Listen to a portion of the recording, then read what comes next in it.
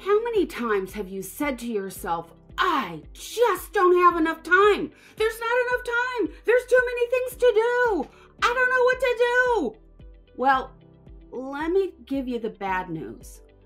We all have 24 hours in a day. So what if I could give you some tips to make sure that you can use time to your best advantage?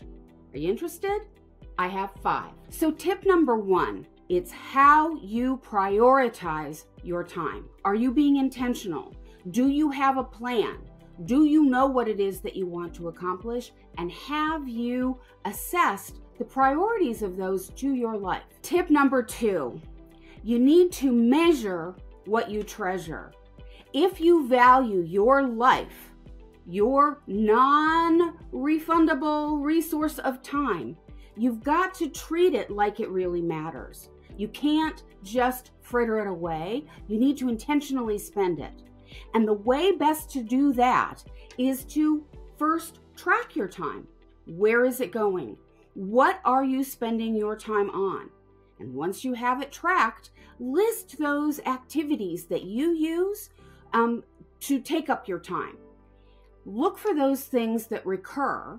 Look for those things that really weren't all that necessary, and find ways to make yourself more efficient or to cut those things out entirely, and you will gain some time. Tip number 3, and this is a big one, and this one isn't as obvious as the first 2, and that is you've got to bust the myth of the multitasker. We love to tell ourselves that if we can do many things at once, we're much more efficient. And the reality is that's just simply not true. When we talk about multitasking, really what we're doing is we're switching our focus quickly between activities. The problem with this is that when we pick up the activity that we dropped while we're thinking of something else, we have to re-engage, re-establish. It takes some time to get back to where you were the first time. And in those multi-seconds or seconds of time that you lose with that, you're losing not just time, but also energy. So for things that you need to concentrate on, it's so much better if you block the time, focus on that activity, finish it up to conclusion, and then move to the next. Tip number 4, use inertia to fuel your momentum. Wait, what? What does that mean? That means it's much easier to move a moving car than it is to move a parked car. And that one little piece of time between when you are at a full stop and when you actually start moving, in that piece of time, if you can take action and get yourself into momentum, you will find that that inertia will continue. And finally, tip number 5, take time for break time. Or maybe I should say, make time for break time.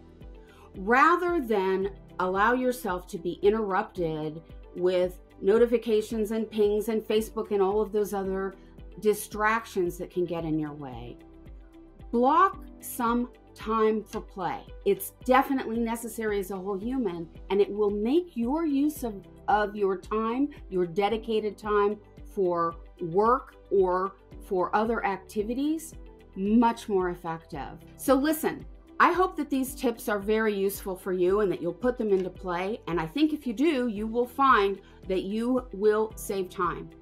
But look, I know that it's really difficult sometimes to put in new habits. And I know that the college experience can have all sorts of challenges coming at you from all ends. I would love to help you make the most of your college journey and get the most of what you want out of it. Book a call with me. Go on my website. I've got some time available, and I'd love to talk with you about what your challenges are and strategize with you about how you can best solve them.